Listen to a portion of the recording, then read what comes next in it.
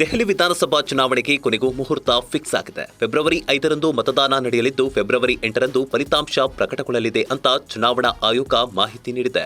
ದೆಹಲಿಯಲ್ಲಿ ಒಟ್ಟು 70 ವಿಧಾನಸಭಾ ಕ್ಷೇತ್ರಗಳಿದ್ದು 58 ಸಾಮಾನ್ಯ ಕ್ಷೇತ್ರಗಳಾಗಿವೆ. 12 ಕ್ಷೇತ್ರಗಳನ್ನ ಪರಿಶಿಷ್ಟ ಜಾತಿ ಅಭ್ಯರ್ಥಿಗಳಿಗೆ ಮೀಸಲಿಡಲಾಗಿದೆ ಅಂತ ಚುನಾವಣಾ ಆಯುಕ್ತ ರಾಜೀವ್ ಕುಮಾರ್ ಹೇಳಿದರು. ಕೇಂದ್ರಾಡಳಿತ ಪ್ರದೇಶವಾದ ದೆಹಲಿಯಲ್ಲಿ ಒಟ್ಟು 1,54,24,858 ನೋಂದಾಯಿತ ಮತದಾರರಿದ್ದಾರೆ.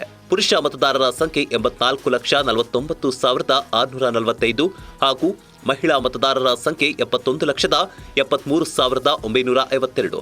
ಈ ಬಾರಿ ದೆಹಲಿಯಲ್ಲಿ ಯುವ ಮತದಾರರ ಸಂಖ್ಯೆ 25.81 ಲಕ್ಷವಿದ್ದು ಮೊದಲ ಬಾರಿಗೆ ಮತ ಚಲಾಯಿಸಲು ಅರ್ಹರಾದವರ ಸಂಖ್ಯೆ 2.8 ಲಕ್ಷವಿದೆ. ಇನ್ನು ದೆಹಲಿ ವಿಧಾನಸಭಾ ಚುನಾವಣೆಯಲ್ಲಿ ತ್ರಿಕೋನ ಸ್ಪರ್ಧೆ ಏರ್ಪಟ್ಟಿದೆ.